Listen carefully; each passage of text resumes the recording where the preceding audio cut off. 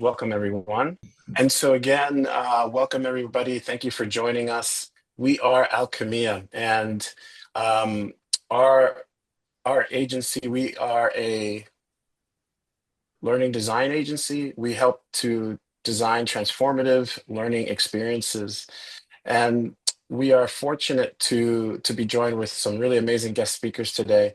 We're also just wanted to mention the official partner here in Australia for Kaospilots. And just to talk a little bit about Kaospilot, so they are an alternative education model based in Denmark that offers these transformational learning experiences. They started with a 3-year kind of program called the Enterprise Leadership Program, and now they offer a bunch of professional development programs. And so we are partnering with them to offer some of those professional development programs, which I'll talk about a bit later.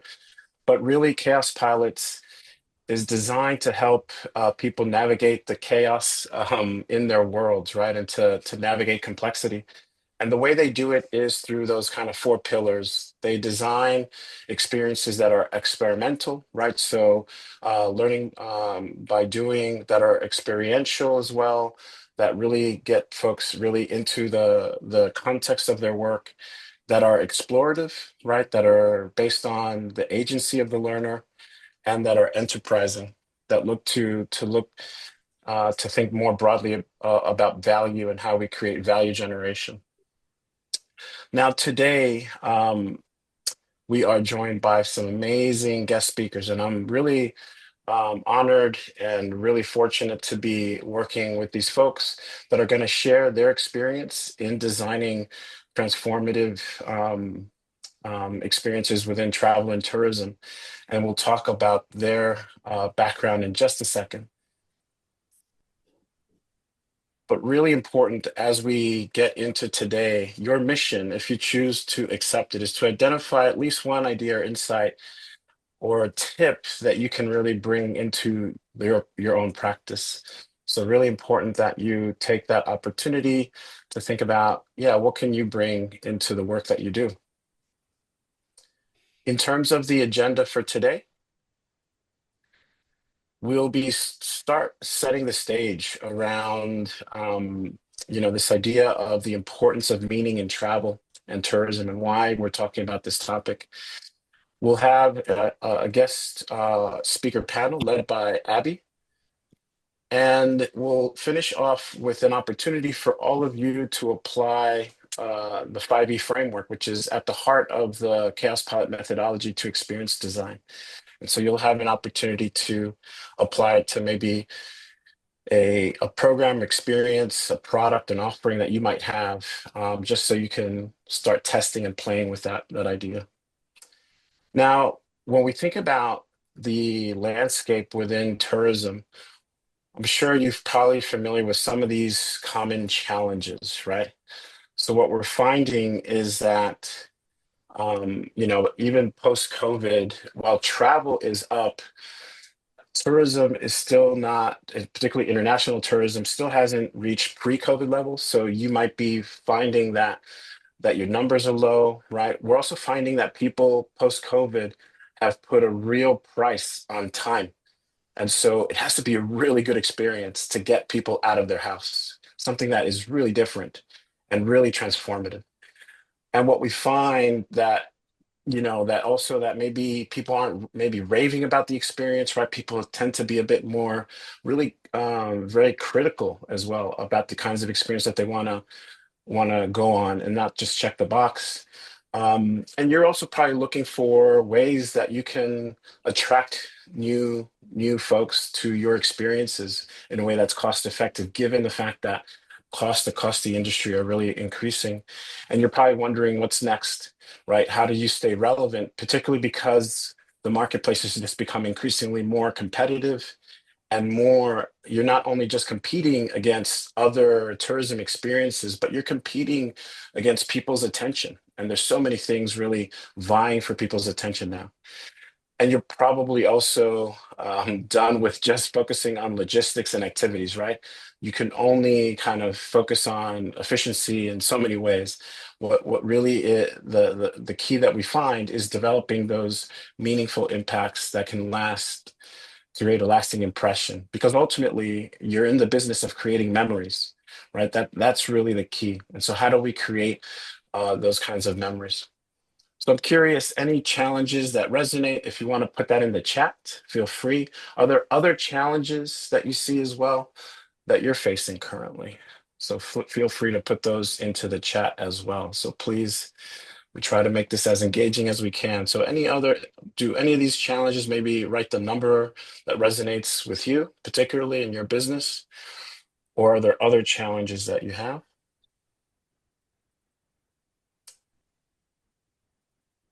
And not only are we facing these massive challenges, but we also know that the industry itself is evolving, right? So, what we're finding now is that people are looking for really differentiated types of experiences. And so, when we think about things like that are, this next slide, we'll talk a little bit about experiences that are more off the beaten path, for example. And so, what we're finding is 63% of travelers have this desire to have more authentic, tranquil, and budget-friendly experiences. They want something that's not typical, particularly because we know that in this age of Instagram, people are going to the very typical places, and it's actually become uncomfortable to be a tourist in a lot of cases. And so people want to avoid those crowds. They want these kind of quietcations as well, right? So they want destinations that allow for that disconnect. We see increasingly number of solo travelers. This concept of me mooners, which is really interesting, where people are just taking time for themselves, but also allow time for real deep connection with the local culture. That they want to prioritize learning. They want to create things that are much more personalized to their needs. We're also finding a massive need around wellness as well. And so a lot more destinations that are prioritizing relaxation and disconnect. This idea that now a lot of luxury travelers are favoring hotels that offer these kind of amenities, right? And then more purposeful journeys as well, right? So now people are really focused on creating meaning. And this aspect of creating meaning is something that's important to me. So outside of my work at Alchemia, I also started a social enterprise called Mzingo that helps to connect students to social impact projects where they can volunteer and really take their time to apply what they're learning in different countries around the world. And so we've had now since 2010 something like almost 4,000 students that have gone through our programs in 8 different countries. And what we find increasingly, fueling that demand is people want to go and experience another country in a very different way. They want to go and experience it beyond just the typical tourism. They want to avoid the large tourist groups, et cetera, because they want something that is so differentiated, and at the same time connected to their values, connected to their own purpose and the principles that they want to kind of manifest not only in their life, but in the way they travel and experience the world. So if any of these resonate, please put in the chat. I don't know if there are other trends people are seeing, but also please share that in the chat if you're seeing any others.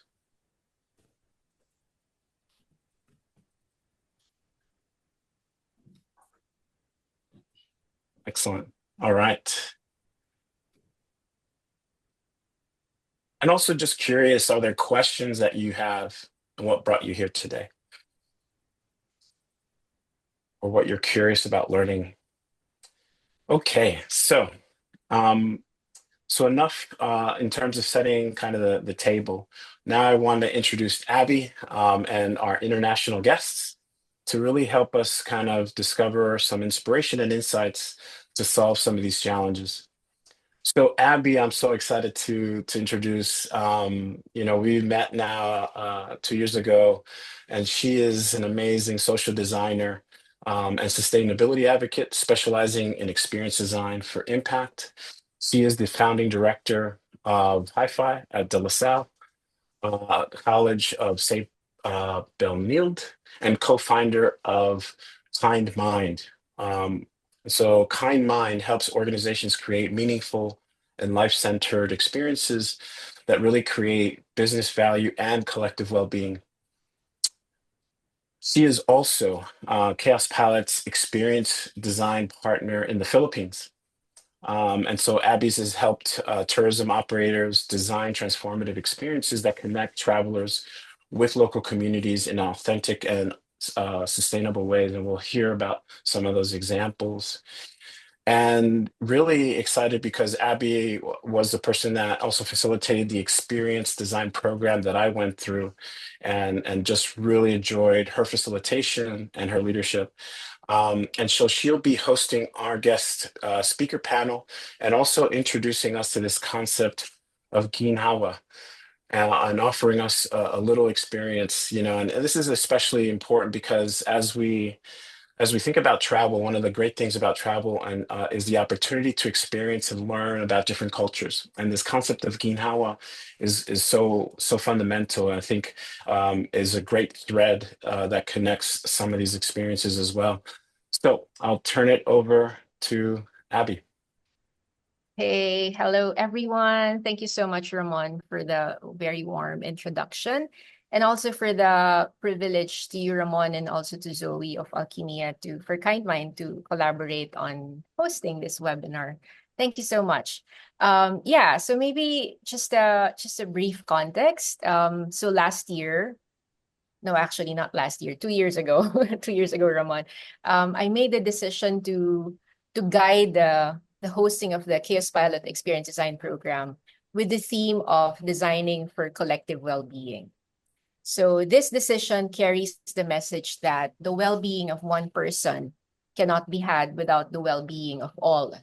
So this is especially relevant, I feel like now, when the world feels too heavy, the world feels too overwhelming, it's too rushed.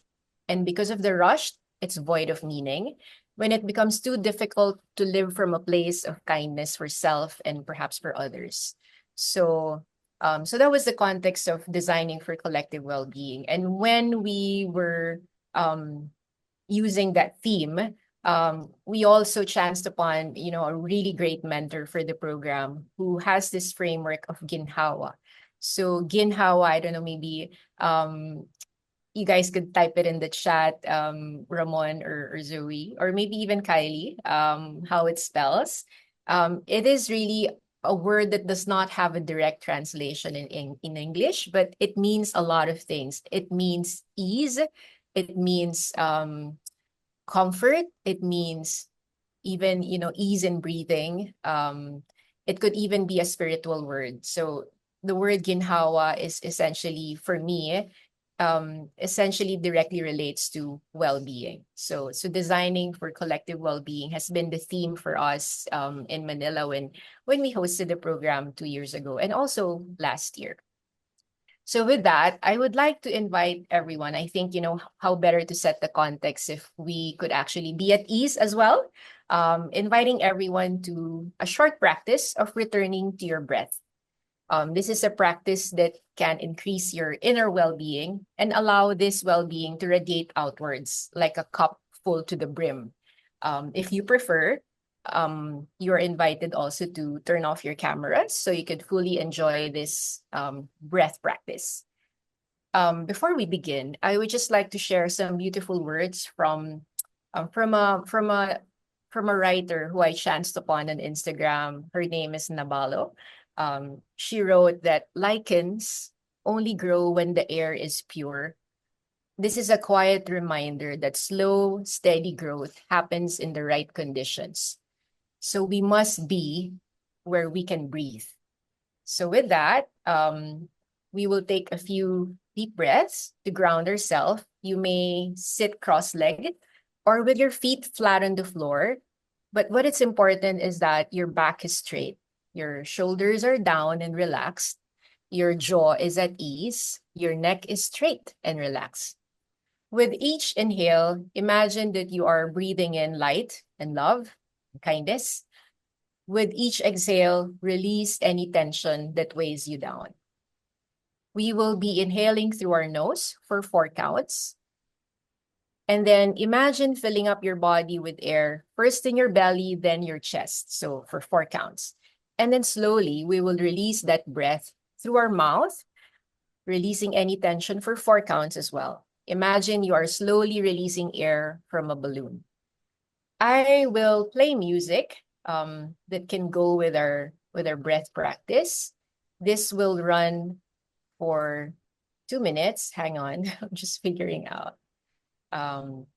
This will run for 2 minutes, so it's exactly the same amount of time for our breath practice.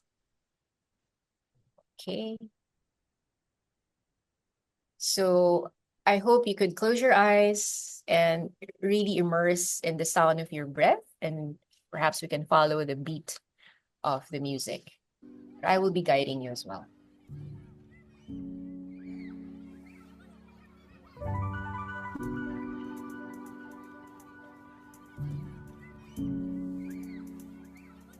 Take in a few deep breaths.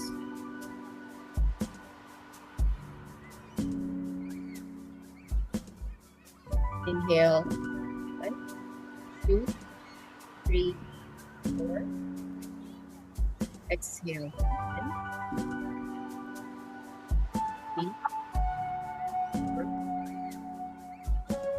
Inhale, exhale.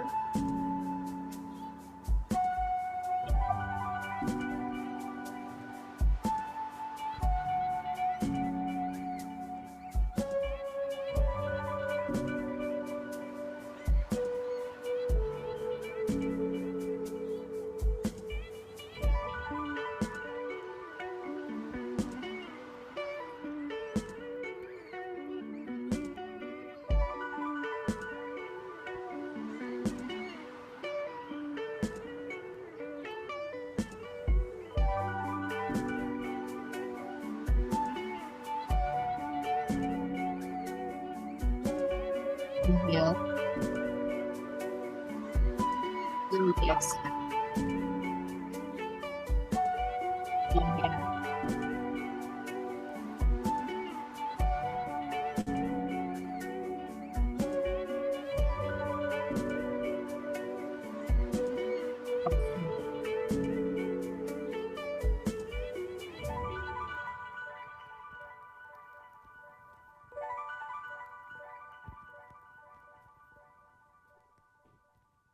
All right.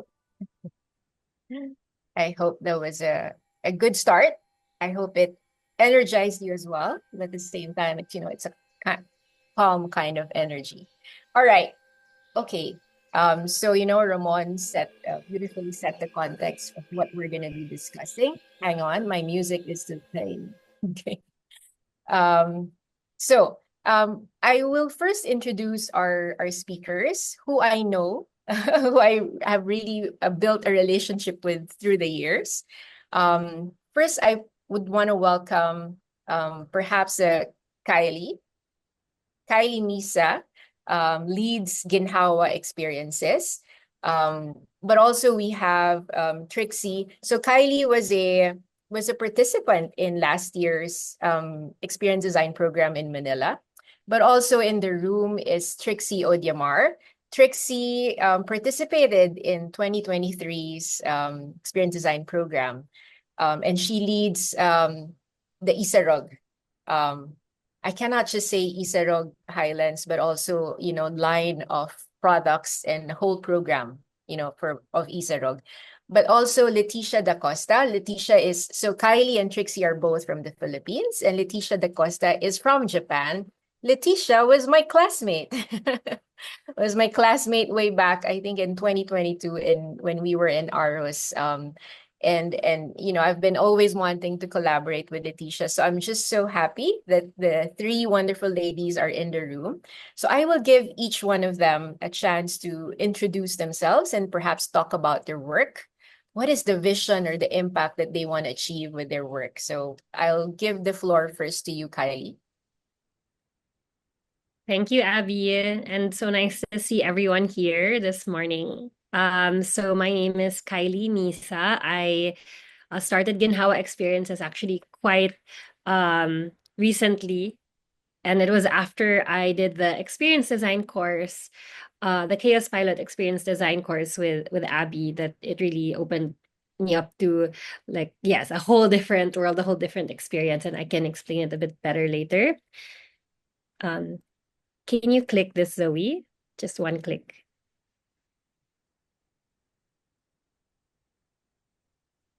Right. So Ginhawa experiences, basically we place well-being. Oh, sorry. Well, that was quick. We place well-being at the center of meaningful and authentic experiences.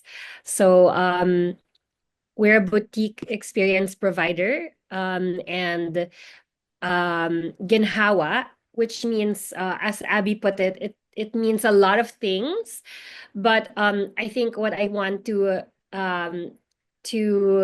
highlight also is in Filipino, ginhawa, anything with the word ha, with not the word, sorry, with the syllables with that says ha, it actually alludes to breath, to air.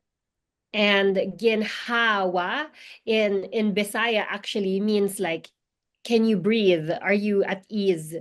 You know, um so that's how actually people in Visayas, which is a different island group in the Philippines, because we have three major islands. That's how they sometimes they even ask how you are, with the word ginhawa. So that's really beautiful because in Luzon, where I'm from, we don't actually say that. We don't use that. So it's quite interesting. But basically, ginhawa could mean so many things, but it very much it's the essence of well-being. So ginhawa experiences, we put well-being at the center, and our goal is to create experiences that aim to transform the self, community, and the earth. Next slide, please. And I further illustrate this here. Just wanted to share with you a little bit about Philippine psychology, because it really is the kind of like the root of what we're trying to do here. And if you see the three circles, kaluluwa, it means the embodied soul. So that's kind of like, if you think about it, the simplistic way of putting it is me, who I am. Kapwa, or shared identity, is like your community, or the people that you, it could be your chosen community, or your community by birth, your nation, the state. And then kalikasan is ecology, which is where you live, the environment that you're in, the earth in general. So the idea of what a ginhawa experience is that you start with yourself, and it goes up, right? That's like the different relationships with the self and everything around you in Philippine psychology. But it's really about introspection for transformation. So pagbabalik loob, introspection towards pagbabagong loob or transformation.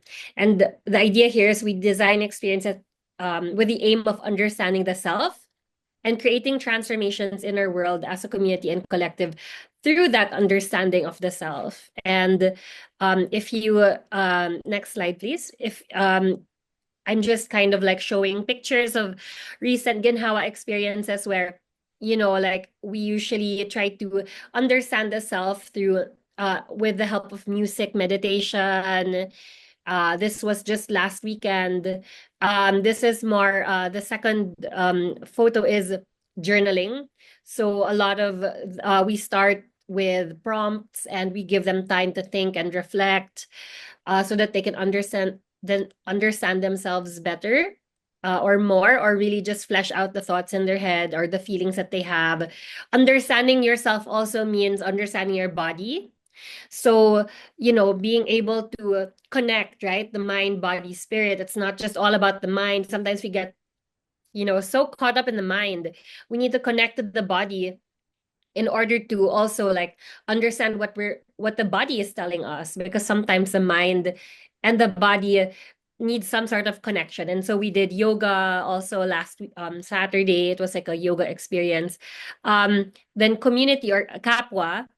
This is actually one of the outtakes from um, our visit to a weaving community in La Union, which is where the current Ginhawa experiences, one of the current destination is. And they're basically a handloom weaving community. So they make textiles by hand. And can you, next slide, please? And here, one of the weavers is actually teaching the participant how to weave. And that's really beautiful because, it's about community, is about sharing experiences. It's about sharing knowledge also, and sharing, for us, it's about sharing tradition, because in the Philippines, weaving is a dying tradition. And so for people to be able to experience that is also enriching for themselves, but also enriching for the weaving community, because then they themselves are teaching, which is, sometimes they don't feel like they can be a teacher, but actually they have a lot of great knowledge that they can share. So we're also kind of, this sharing is also like part of the Kapwa, part of what we're doing. Next slide, please. And then of course, yeah, it's a shared community, so that's why, it's really done with a group, with a community. um Next slide, please. And I just wanted to share also that in where we are in La Union, it's about really like being able to set the tone through the environment, but also being able to um interact with the environment, to engage with each other within that environment. And in La Union, we're very blessed and happy to have like the ocean just nearby, that we're able to. I think like the ocean plays a big part in setting that mood, or also like, being able to place like some sort of symbolism also in what we're trying to do. Um, in the last slide, sorry, if you don't mind, Zoe, if you can go back to the last slide. Um, we actually took the photo, sorry, that one. Yes. This was after I didn't get to put it. I forgot to put it actually. I was going to, but I totally forgot. This was after a turtle release, a turtle hatchling release, which we do, which in La Union is actually quite often.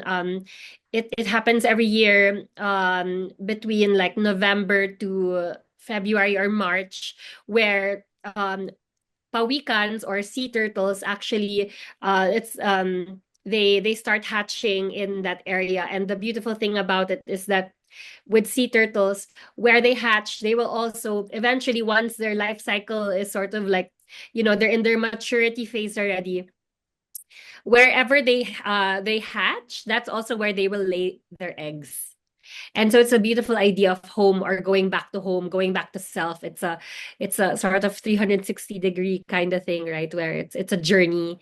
And it's such a beautiful backdrop, right, to what we're trying to do, going back to the self, but also like being able to journey out, see the world, explore, but also like, you come back to yourself, you come back to your roots, and that's really beautiful. So with that, yeah, that's how I want to end this part of my introduction. Yay! Thank you so much, Kylie. And I was part of that last weekend's yoga and detox retreat that Kylie had. So I'm so happy I was there. Next up is I wanna give the floor to Trixie Odiamar. So Trixie leads Isarog Highlands, but also a full range of beauty botanicals. So Isarog Beauty Botanicals. Trixie, hello. Hi, thank you. Hello, hi Abby. Hi everyone. Yeah, thank you. So as Abby have said, I am leading Isarog Beauty Botanics in Isarog Highlands. It's really I took it a mission to showcase the beauty of my region, which is Bicol, which later on I would show you which part of us of the Philippines, because we're 7,000 islands. So you would see also how us Isarog Highlands wanting to develop a regional tourism within the Philippines. So we can you share the video? Yeah. So this is the video for Isarog Highlands.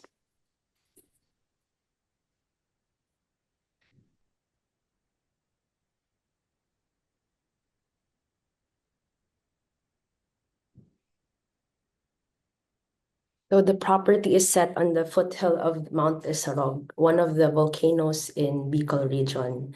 There are 12 volcanoes and 4 active volcanoes found in our region. And then next video, please. If you go deeper to the forest of Mount Isarog, which is a national park, you will be experiencing different boundless experiences that connects you to nature. So these are already like some activities that we're doing as we are curating experiences that we'll be launching soon next year. And with Israel Beauty Botanics, we used actually, it's my learning, me being in the land and also knowing the folklore remedies, understanding the potencies of nature and the botanics. We formulated different products that highlight certain botanics that is found in the property, but also uses really Philippine botanics. So in a way, we are really truly showcasing nature through Mount Isarog and through different experiences led by different brands that later on you will be learning more about. Yeah, that's it. Yay, thank you so much, Trixie. I have yet to visit Isarog. I have always been planning. Also, I have yet to visit the experiences that Leticia, our next speaker, creates. So Leticia Da Costa is wears two hats. She's producer for Cool Japan, but also she designs experiences for Japan Experience. And I've been wanting to go. And so soon, very soon, Leticia. So please take the floor. Yes, thank you. So, hello everybody. Well, that might not be obvious with my background and my name, but I'm actually French. But now my accent, you can tell. And but I've been living in Japan for about 15 years now, so a big chunk of my life being in Japan. And well, I've been in the travel industry for about 10 years. And so I work for this travel agency called Japan Experience. You can check out online if you want to. And I had been working as a product manager for activities and cultural experience for about 3 years when I learned about the Kaospilot program and so I went to Denmark in 2022 to study experience design. And well, when I came back, the direction of my work changed a little bit, and I got closer to the destinations in order to design travel products from the source. And also at the same time, I joined the Cool Japan project. So the Cool Japan project is a government initiative that was originally designed to promote anime and manga abroad. But since then, now the scope is much larger. And the goal is just to foster Japanese culture as a whole. And so the three pillars are now contents, still anime and manga, and gastronomy, and also, of course, travel. And so the next slides, I introduce a little project that we worked on with Shiga Prefecture. It was a project led by a company called Recruit, and it's called the Jialan Research Center, where they examine what type of travel can actually connect people to the region. And so we did this experiment on transformative travel. And we designed the 3 days samurai theme package in Shiga Prefecture. And we wanted to see how people would change their perspective on what a samurai is at the end of this package. And so I'm not going to go into the detail, but the results were very good. People were really delighted, and they really liked these 3D packages. So those are the little feedback and picture of people who joined. The people in the front is a person that is actually working for movies as a consultant for samurai moves. So that was a lot of fun, and also it was a highly educational project, and it kind of started our will to keep on doing this type of transformative travels, and where people actually can connect to the material, and so now I'm working with different regions on creating different type of packages. Nice. And I would think, Leticia, that, Shogun winning Yeah. many awards, right? People would be now super drawn to do the Samurai of Legend experience. Amazing. Nice. Yes. Okay. All right. So now that we've more or less know our speakers who are designing meaningful experiences, I'm also just curious to find out, like, before you enrolled into the program, were you looking for something, or were you trying to address a certain challenge or problem? Were you searching for something, or were you trying to address a certain challenge that you have with your business, perhaps, or with work? So yeah, I mean, opening the floor to maybe Kylie, you wanna start? Yeah, sure. So at the time when I had joined the experience design workshop, it was really um I was looking for what would be next. So I actually was the co-founder of a social enterprise called Woven Living, which works with weavers in different parts of the Philippines to co-create handmade products for the home and for the beach. And we actually last year took a hiatus, and I was kind of, in that closing doors and what closing doors and opening other doors kind of I guess phase. And I was hoping to learn about experience design because I could kind of see the market looking for uh experiences rather than things. Like we could really see how people were not really spending on certain things, but they would spend more on travel, on learning new things, on yeah, again, experiences. So I was really curious to know more about this. So when I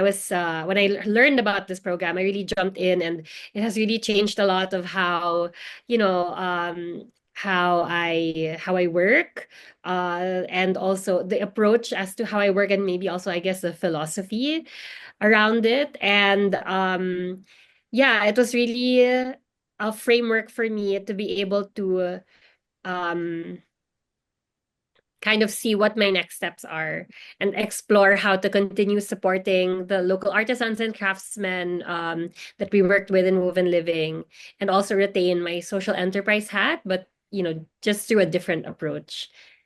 And yeah, so that's kind of like how it Yeah. started. And just as a little background, like we were asked to we came into the workshop with a design question. So they asked us particular questions so we can make our own design question, or in a way it's kind of like a thesis question also, like and like, or a case study. So for me, the case study that I brought was actually the first destination now, which is La Union, and how to make Surf Town La Union, which is currently known or perceived to be a party place, um to somehow maybe reframe it as a well-being destination. So that was kind of like the design question I had, and I'm still exploring it until now with Ginhawa Experiences.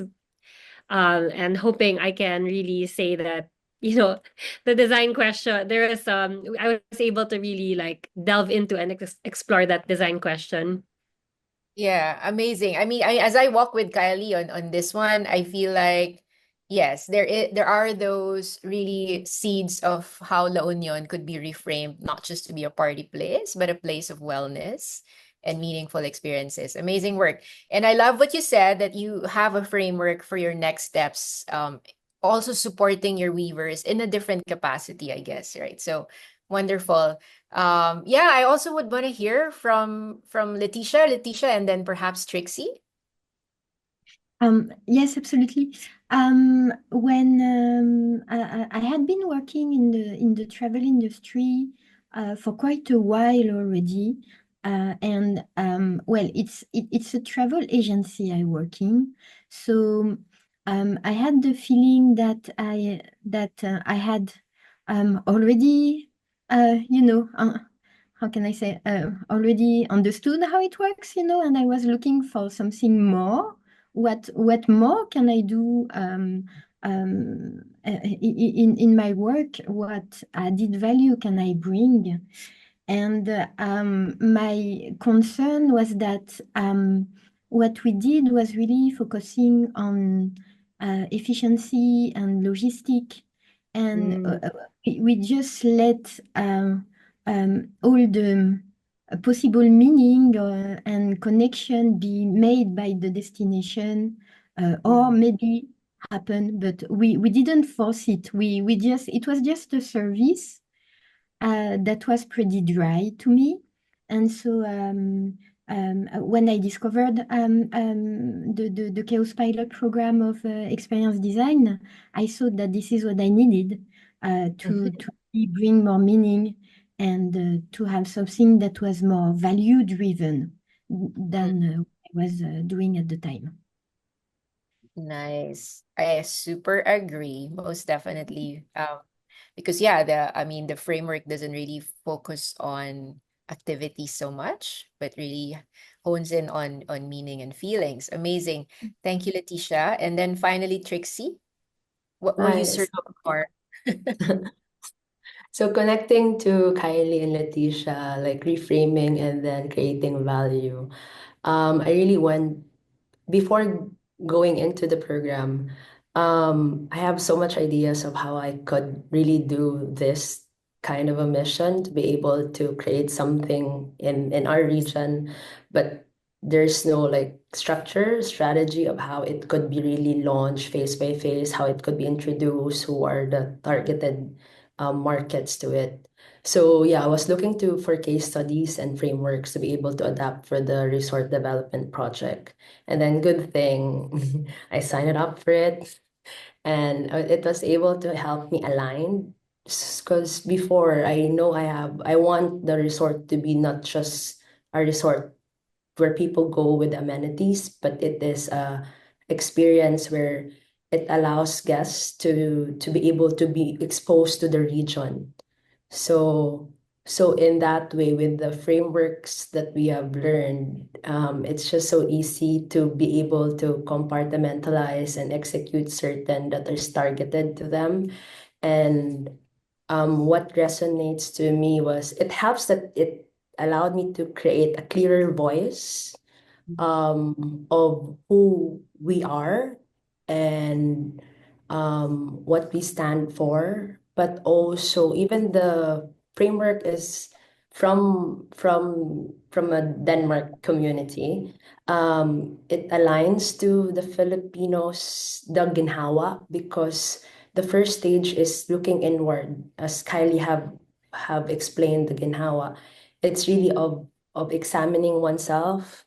It's the introspection to transformation.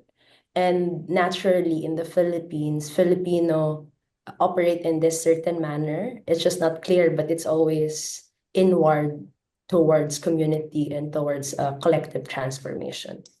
So, yeah. So, Wow, beautiful. And I think more or less we're already touching the surface of the next question.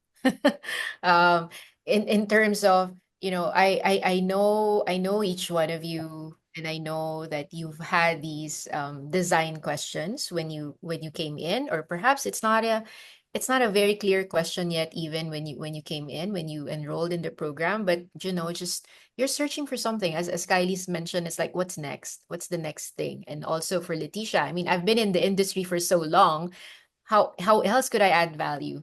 So now I'm just curious, like, after attending the program and then, implementing stuff, prototyping stuff in your own work. I'm very curious, like, what outcomes have you achieved that you could really attribute to the program, and then how did it benefit your work? Yeah. So maybe who wants to go first? Do you want to go first, Trixie, this time? So yeah, okay, my turn. So connecting to having so much ideas and then wanting to have a, because there's no clear voice, I feel so much ideas. So wanting to really, refine it to have a clear voice. Was able to really look within, but also connect to our environment to really see the lens as a region. So next slide, please, Zoe. Uh, So yeah, so Philippines is 7,000 islands, no, for people are not from the Philippines. And Bicol, it's a region, but a lot in the Philippines would confuse themselves that Bicol is a city or a province. So then it's already a problem. And and also we are known for few things. Next slides. So we're known for typhoon. We're known for coconut-based products, which is Laing and Bicol Express. We're known for chili. We're known for pili nuts and Mayon volcano. So we are boxed up to that, and it cannot expand. But us, like for me, I am born and raised in Bicol, and we see the true beauty of our region, and it's really up to us to be able to communicate it clearly. So I took it a mission to be able to communicate it through my projects. So the Bicol region as a regional tourism could expand more as we adapt to the trends. Knowing that only a lot of people know about the Mayon because it's perfect, but there's four active volcanoes, and one of those is Mount Isarog, a stratovolcano, and is a national park. So, and it so happens that our property and the things that I learned, which I applied to my different brands like Isarog Beauty Botanics, is set there. So it's really just stitching a beautiful story with a certain structure in providing experiences to certain audiences.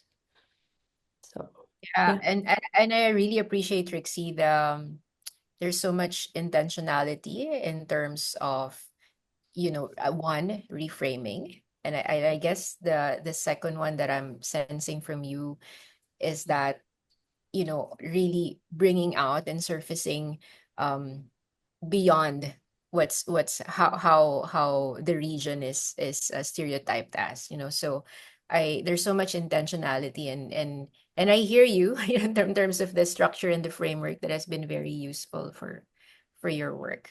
Thank you so much, Trixie. And then also I'm curious to learn from Letitia. I know you in our pre-webinar chats you described that because of the program you gain this perspective shift as a new pair of, it's like having a new pair of glasses. I mean, I'm curious to know, like, can you tell us more about this and how having a new pair of glasses has helped you? Yes, exactly. Well, after the program, of course, it was a lot of material, and I learned method, tools, frames, and but the biggest tool I would say for me was actually this new pair of glasses, and I mean by that it was a change of perspective. Like I was able to look at what I was doing and my products with a different angle, because before it was more transactional. work angle for me.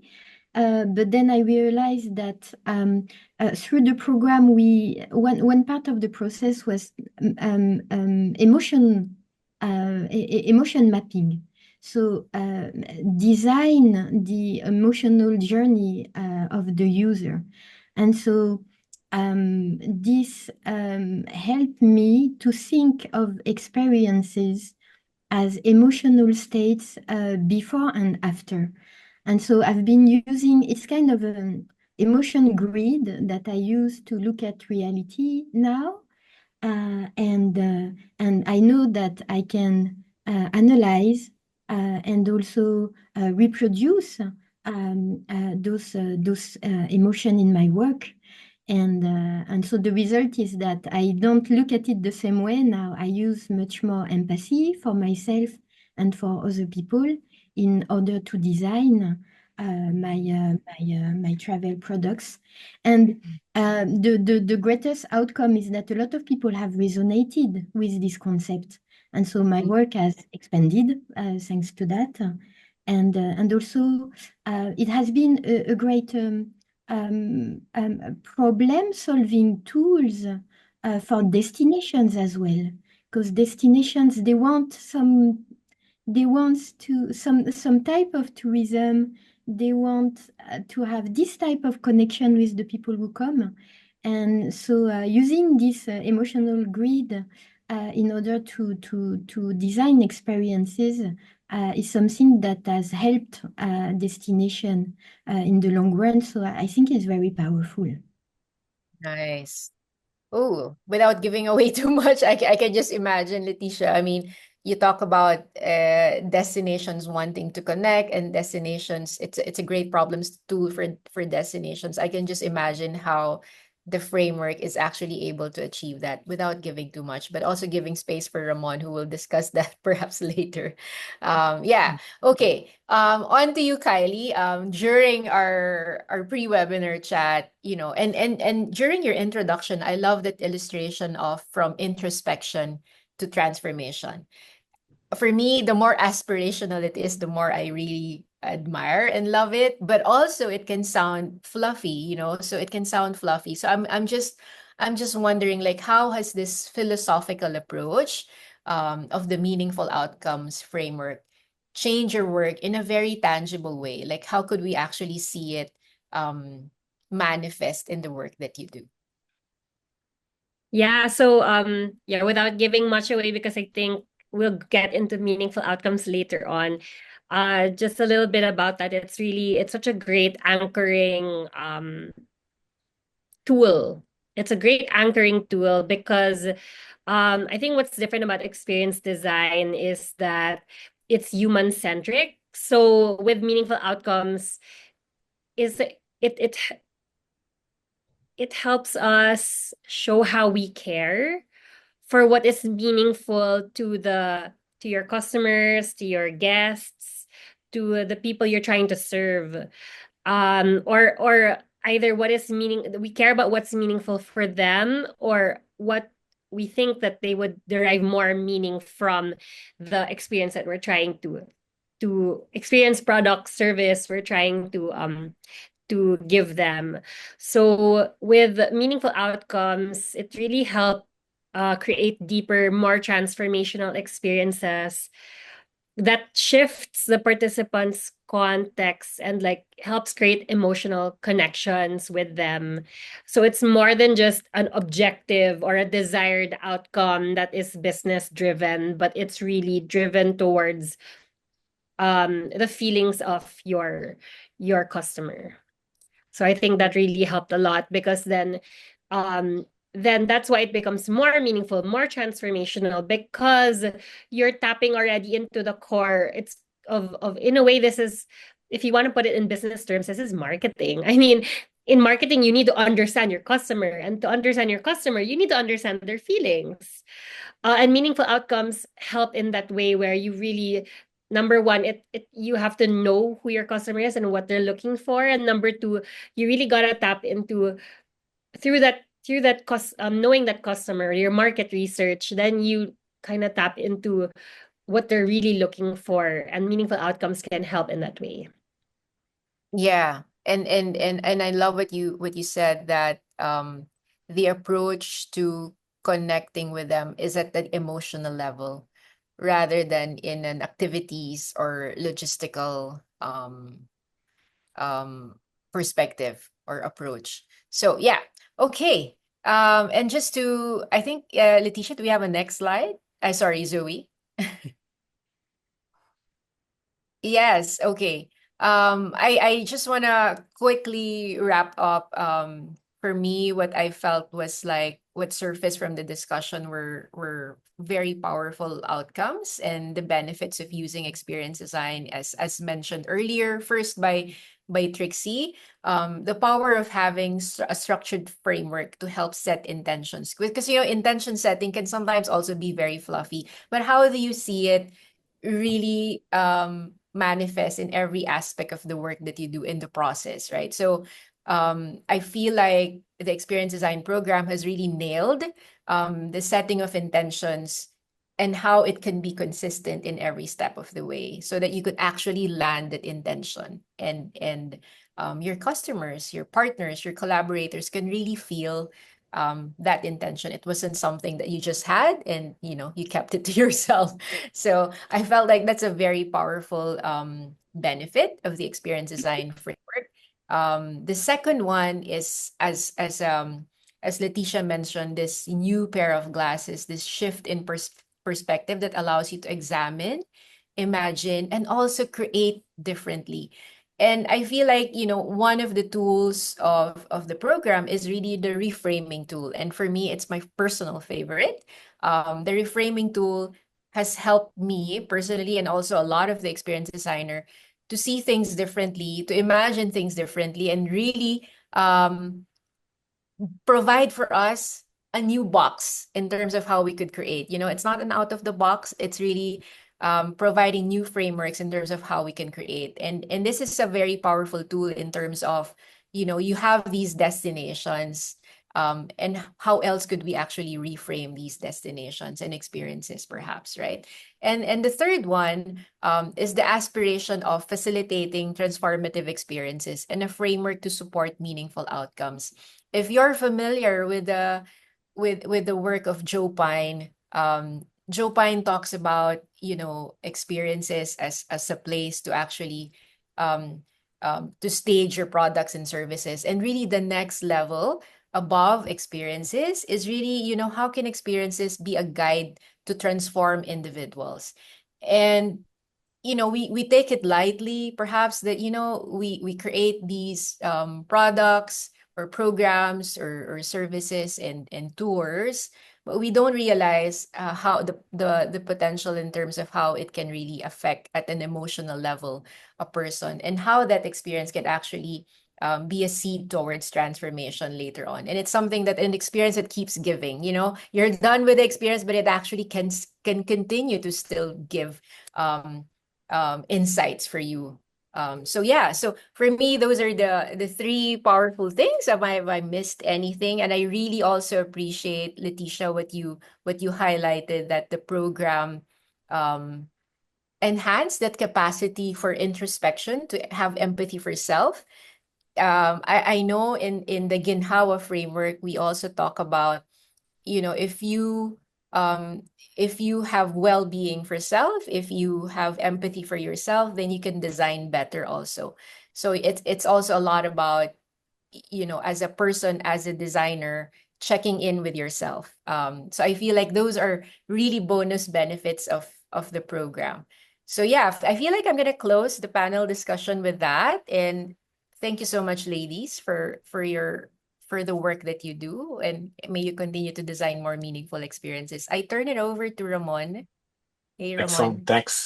Thanks, Abby. Really amazing discussion, and really loved so much of the insights that our panelists provided. And just curious, yeah, what stood out for you? Maybe if you want to put it in the chat.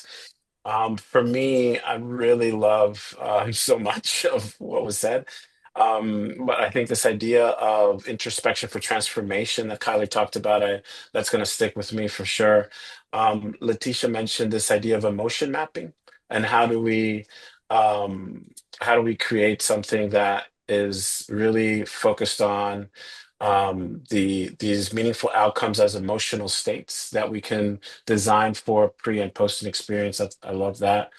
And I think, people also discussed that designing these experiences not only impacts the participant, but it impacts the places as well. These destinations have an opportunity to reframe themselves in a different way, right? And all of a sudden, or show different parts of what these destinations can offer as well. I think is really powerful. And this idea that Trixie mentioned of how do we allow for examination of oneself towards this community and collective transformation, I thought was really powerful, particularly as she speaks about how do we expand the way we think about these destinations. So really, really phenomenal. So thank you so much for everybody for your contributions.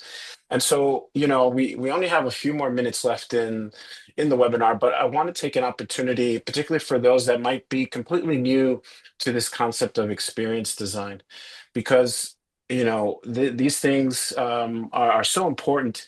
The lessons that everybody talked about, because they've all gone through the 3-day program, but unfortunately we don't have the time to go through everything that we do in the 3-day program. But I want to give you at least a taste of it and some of the really important aspects of experience design.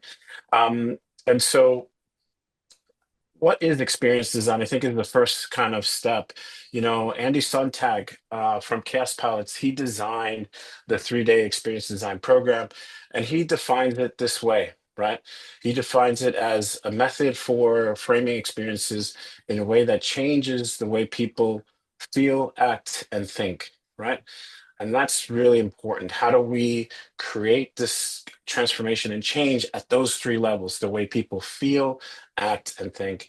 And really, we're aiming for more meaning and value, which all the panelists and our guest speakers talked about. We want to move from just functional, right, to something that performs maybe a product or service that performs this basic task, to something that maybe might be contextual, that makes our life a bit easier, to move beyond even just emotional, where you can create emotional connection that can exceed expectation. But once we talk about meaning, it really is focused on deep connection and transformation, because it really connects with people at an identity level, and it connects with the way they see themselves. So as we think about creating an experience, we want to have an opportunity for you to do to take a quick chance to test some of this thinking. And so what we want you to do now is to just grab a pen and a piece of paper, and just really quickly, if you could sketch these arches. And I'll get into what this means in a little bit, the framework.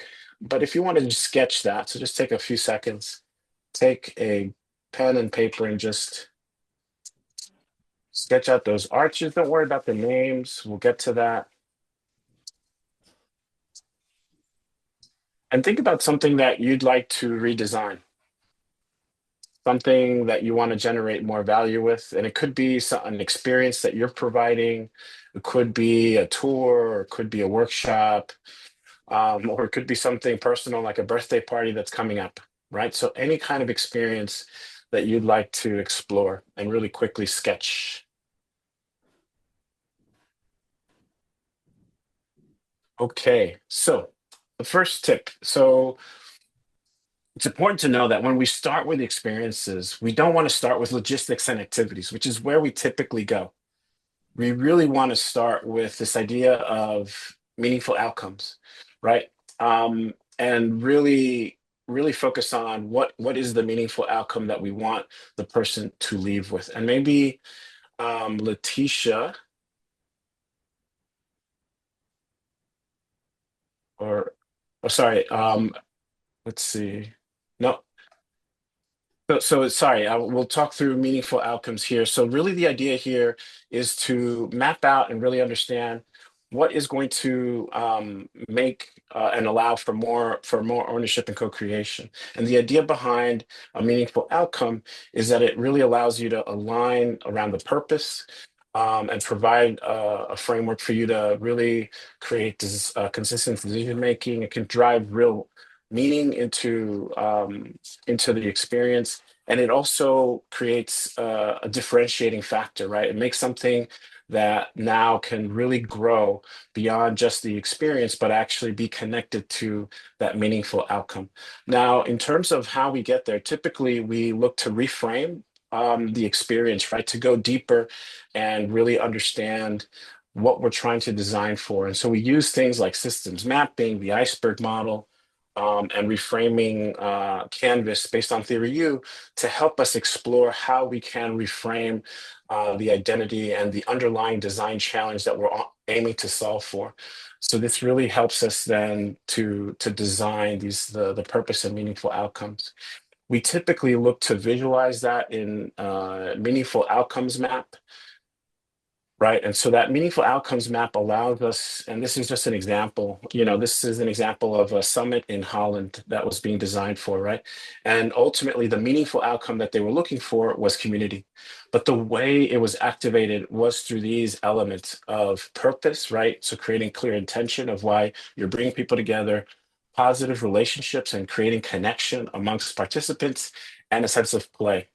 Right. And so, and really being able to apply play through the different activities and ways that people connected. And by having the meaningful outcome of community, it then kind of drilled down into all the decision making that people were making. Right. Um, and so really important that we can really think about these meaningful outcomes. And so we cover these meaningful outcomes during the 3 days. We go deeper. But you have here the 15 core meanings from Nathan Shredoff that we designed for. So the first thing we'd want you to do is think about your experience and whatever you're sketching for. What's a meaningful outcome that you want to create? So maybe choose one from this list, or sorry, choose three from this list. And maybe circle the main one that you'd like to design for. So choose three, and then maybe circle the one or underline the one that you really want to focus on.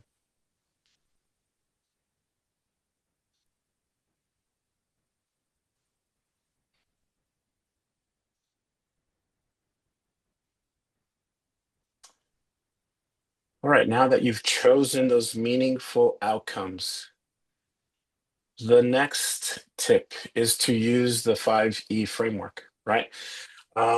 And what we find, and a few folks talked about this already, Kylie was talking about, it's just a really good framework to understand what are your next steps, right? To really understand, how do you design with intention?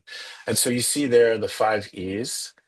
And I don't know, maybe Letitia, if we can use your samurai of legend example, maybe to think about the 5 E's, if you want to talk us through. Yeah, thank you. Well, actually, this one is not the samurai example. It's another experience that we created with Japanese shrine carpenters. So that's another one, but I did use exactly the 5E structure to design the experience. And I wanted to make sure that each phase of the experience was giving enough attention. We did we did a little bit of work on each and every one of them, and we make sure also that the engagement, the middle part, would be really the peak of this experience by putting there what everybody was actually waiting for. Yeah, So excellent. what it looks like. Yeah, thank you. Yeah, and I think it's a great example because so many times we don't realize as well that when we design experiences, we typically focus on just that engagement when people are physically going through that experience. But what I love about this example is that it really focuses on as well how people find out about it, right? So, and how do we have consistency around those meaningful outcomes, the way people enter that experience, the way people exit, right? And having that clear end, but then also the extension. So, what's something that they can take with them that becomes a kind of a memory or an artifact from that experience? And so, this is a great example of how we can do that. And so, I'm curious from Kylie and Trixie of the 5Es, which one has been really most impactful for you, or ones that you've focused on? For me, it was extension. I really liked discovering that after each, activity you would do, we could still expand, extend, and like experience it all over again in different forms. So yeah. So for here, it's I created the experience for Israel Beauty Botanics. So again, as I've said, it's about, inward. So I wanted to for people who would be engaging with Israel Beauty Botanics, they would always feel connected to us and our story and to the greater project that is the Isarog Highlands, which is the resort. So some points I'll just read it. So it becomes an invitation to visit Bicol, discover Mount Isarog, and experience Isarog Highlands.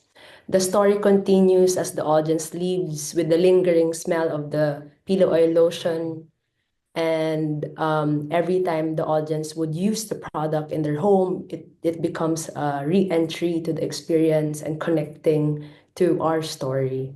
And it's also when the audience experience us, the trained staff, the warm smile, it connects to the Bicolano hospitality because us, we represent Bicol, and when we do trade fairs, because we are Bicol based, we are really coming in from Bicol and bringing who we are, what we do, our products, to be able to be much closer to them. And because of the consistency of execution, it had allowed us to open a lot of opportunities. And in just 3 years, we were able to increase the brand value or create a brand out from nothing because of this clear structure and an emphasis of extension, especially the resort is a physical place. So we wanted to expound, like make the property boundless through experiences and through Isarog Beauty Botanics. Yeah, that's it. Excellent. Thanks, Trixie. And for you, and also you want to talk a little bit about Yeah, so it's the another extension as extension. well. Yeah, so with my love of extension. So then the next extension for the totality of the strategy for Isarog Highlands is Tabi Apo. This is a children's book that now connects to a different audience to be able to gain a new consciousness for the next generation, connecting them to nature through Isarog. When Benny would go to the depths of the forest, and in the story, it has actual references in the parts of the national park and the botanics that they could found when they visit the property. So again, it's a re-entry and then extension. So yeah. Yeah, love that. Thank you. Yeah, and I think the thing that I also love is the fact that when Trixie was going through that example, how when you go through the 5Es, you can really deconstruct and structure how you can identify new ways, right, to innovate, to create value, to really delight the person that's going through that experience, right? And I love the different types of extensions that she mentioned as well. So a lot of opportunity there. For you, Kylie, which E do you think was the biggest shift for you? Yeah, for me, it's the opposite side. It's entry. Mm, I really love how Kaospilot describes like the entry phase, which is a crossing from one context to another. And I think as we enter a space, that's our first engagement with that space or that the experience. So it's really, I love how they describe it because it emphasizes the moment that that mindset shift, how transformational that can be. And as an example, in one of the photos that I shared a while ago, we did it's called Mindful Start. It was a journaling retreat. And what was so powerful was that only a few of them kind of knew each other. We didn't know most of the participants also as organizers, but with one prompt, uh, we all became close because when they started talking, a lot of people started crying immediately. And we, like, again, nobody really kind of knew each other. I guess like a few people knew of each other, and then there were a few with a group of who were there with a group of friends, but they were really sharing with strangers, basically. And with that one prompt, that question that was given in the beginning, we became close right away, to a point where even the organizers in their sharing, we also started like tearing up. So that was quite an emotional thing, but it felt more special, like you were not just bound anymore in that space. Like at that time, a lot of people came in, strangers, and came out like friends, even like they became friends afterwards. So that's so beautiful. Do you mind sharing the prompt? I will look for it. It's actually, I don't want to make a mistake and accidentally say the wrong thing. So let me look for it and I'll share it on the chat. But yes, thank you for asking. Yeah, thanks, Kylie. Yeah, no, that's an amazing experience. And I just want to highlight this idea of this, creating a space where people can be vulnerable immediately creates a sense of connection and trust, and really allows for people to go deeper in their own experience, but also then creates that collective transformation that Kylie was referring to. So I think it's really, really powerful. Thank you for that. And so, take an opportunity now for those that are sketching. So yeah, think through, yeah, how would you map that for yourself? What 5 E's are happening for you in your experience? And notice where you might have some gaps or opportunities, right, to think differently. So it might be, as we talked about in the entry, or it could be at the end with thinking about the extension, et cetera. So think through where might there be opportunities for you to add value.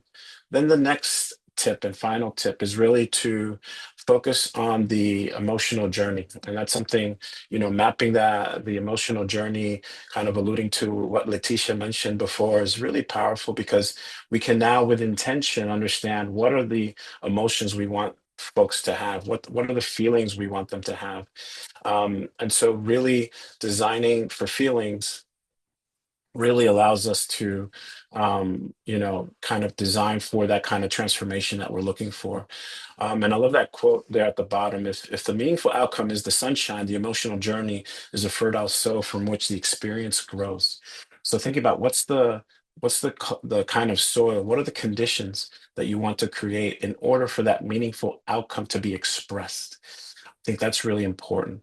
And those feelings, and sometimes we want just positive feelings, but actually it's important to have some negative feelings as well, or feelings where people are struggling, or that we might think, oh, we don't want them to feel that way, or have some kind of friction, when actually that can be really powerful because it helps people to some form of self-realization, or it creates some kind of new insight, etc.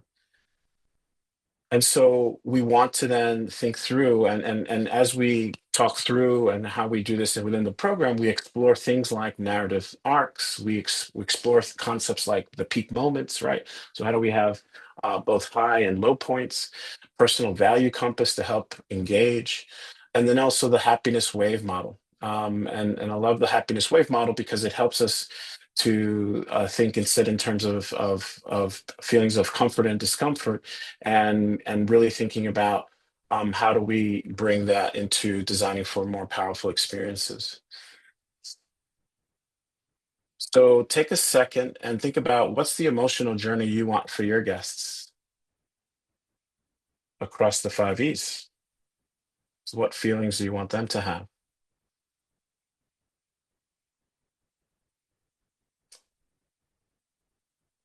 Okay, so hopefully you're still sketching there, but really important, just to recap really quickly, we've talked about defining first your meaningful outcome. What's the thing that's really going to set the overall intention that you want to design for the emotion? And then how do we think about the emotional journey? And then thinking about how do you then plan what happens? What are those activities that bring the emotional journey to life? And then feel free to sketch, some of those activities. So what are some ways that you can kind of help people embody those feelings? What are some activities? So again, great way to just start brainstorming some ideas. Okay. So as you think about those ideas, because I'm sure we're mindful of time, so hopefully you'll have an opportunity to do that on your own. And again, we will be providing the slides and the recording as well. But really, in order to drive impact, the program, we really focus on using concepts and frameworks like lean design and prototyping in place. So you'll have an opportunity in the program to design in real time your programs and prototypes. We focus on those 5 phases of experience design, and we iterate our way to great, right? And it's not just about failing, but learning. Okay, so really quick trip through experience design. Maybe if you want to identify any new insights or ideas that you have, or any burning questions that you might have for one of our panelists, please put those there. But I just want to reiterate again the real benefits of this approach, because it really, and it was already again highlighted in the work of our speakers. But really, it is creating that structured framework around what's next. It's around creating that perspective shift and giving you a new set of lens, and then really being able to craft those experiences that can really be catalytic in terms of change and impact that you want to have, not just for the participants, but also in the places that you're working with. So you probably have a lot of questions. We're looking at the chat to see if you have any questions that you want to ask. But I would imagine so many things are still probably going through your heads right now, because obviously there's so much more that we can cover. There's so much more to understand, right? You probably are thinking about, yeah, how do we kind of think about reframing these challenges? How do we really design for that deep emotional engagement that we talked about? How do we co-create the vision, which is so important, with the project team and different stakeholders, leading purpose and emotional conviction through the complexity of an experience, communicating meaningfully, that engages your users, your customers to be co-creators, and then how to test and prototype some of that, right, and structure the execution of those experiences. And so really the experience design program that we're offering allows you to really design those kinds of experiences. And we have the next one coming up on the end of April, 29th to the 2nd of May. Fortunate to be hosted in Hepburn Springs. So it is about 90 minutes away from Melbourne. And just to give you a quick overview of the program, again, that first day really is focused on reframing for meaning, right? So really understanding and building that foundational understanding. And then the second day is really designing and creating that engagement from heart space. And how do we engage not just your customers, your users, but also the team and other stakeholders. And then the third day is really focused on driving impact. And so how do we make all those ideas come to life and feed it forward into the continued iteration. I'm also excited because we have an amazing team that's going to be a part of this. And I think Fran is still here. But Fran Go, who is the head of community and growth at One Roof, will be the mentor for this experience design program. And I also have the amazing Marilee McCoy, who's going to be the co-facilitator as well. So she's just an amazing facilitator and experience designer that's worked in the corporate space, the not-for-profit space, and government sector as well. Our venue will be amazing Mineral Springs Hotel. So it's a great venue as well to take some time and disconnect and really have an opportunity to go deeper into some of these concepts, and also a chance for some self-care and well-being. So imagine, coming away from this experience where you can really find new ways to keep attracting visitors and new ones to keep coming back. Imagine you can really stand out, from the crowd and really create an experience that people rave about, but then also making sure that you're walking away with a clear vision and framework to design the next evolution of the business, similar to what we heard from our guest speakers. And as an extra bonus, we're also providing folks that have registered here the opportunity to join an Alchemist coaching circle that we're launching for the very first time.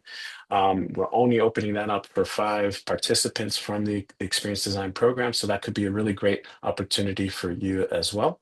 And that's just a 5-week program that allows people to do some peer coaching post the program. And so the full value of all of that is, close to $4,400. But the special offer now for those that are in this webinar can apply before the 20th, and they can get this special offer of almost $1,000 off. And that can be, again, done in payment plans if you need. All right. Questions, anything that's come up in the chat, or any questions before we finish? All right. Sorry. No, I was just going to say, Kylie shared the prompt that promoted that kind of sense of connection. It was at the beginning of the year, and it was simply, what do you want more of this year? And that really helped people connect and arrive. Beautiful. Thank you, Kylie. It's a beautiful question. And I think, just also to end, I think, how do we create more time for breath in our work and in the experiences that we design? I think that was really powerful as we started with that with Abby. So thank you to Abby, to Kylie, to Trixie, and Letitia for all the amazing insights. And please do reach out to us if you have any questions. And please drop in any insights or ideas that you got from the session. And look forward to reconnecting at a future webinar, hopefully at the Experience Design program later in April. Thank you, everybody. Have a good day.